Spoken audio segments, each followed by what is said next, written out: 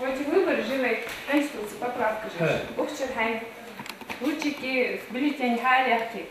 Галочку из Махмуд Тумгоев за свою жизнь принимал участие во многих голосованиях. Сегодня он также решил не оставаться в стороне и отдать свой голос за новые поправки. В свои 91 дедушка пережил немало трудностей, тяжелые годы войны, депортацию в холодную Сибирь и многое другое. Махмуд уверен, вместе с изменениями в Конституции России жители нашей республики и всей страны ждут ощутимые перемены к лучшему.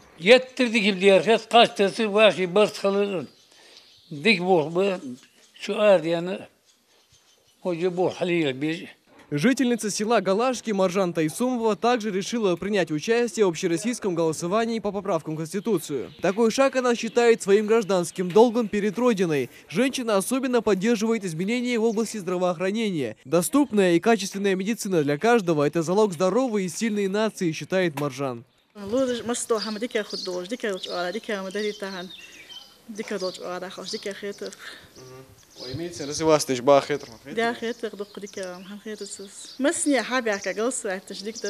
Отдать свой голос можно не только на участках. Члены избирательной комиссии номер 808 выезжают на дом ко всем желающим проголосовать за или против поправок в Конституцию страны. Для этого необходимо заранее написать соответствующее заявление. Далее следует стандартная процедура выездного голосования. Именно сейчас у нас проходит выездное голосование по поправкам Конституции. Мы приходим, помогаем жителям, объясняем все, как происходит, все, как надо делать. В пакете также перчатки, маска, чтобы и должна быть дистанция между нами, между комиссией и участниками.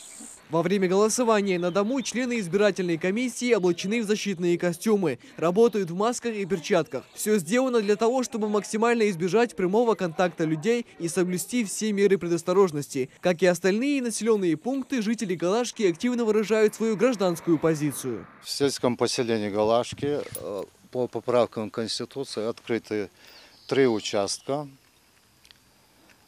Все 3 участка оборудованы должным образом, все меры предприняты, санитарные нормы тоже соблюдаются, без каких-либо нарушений все это проходит в штатном режиме, все люди идут и охотно, вроде бы посещаемость есть. Один из плюсов выездного голосования – это то, что в нем можно принять участие без очередей и в удобное время, не отвлекаясь на походы в избирательный участок. Общероссийское голосование продлится еще 5 дней, после чего будут объявлены итоги. Михаил Тангиев, Ахмед Гандаров, Новости 24.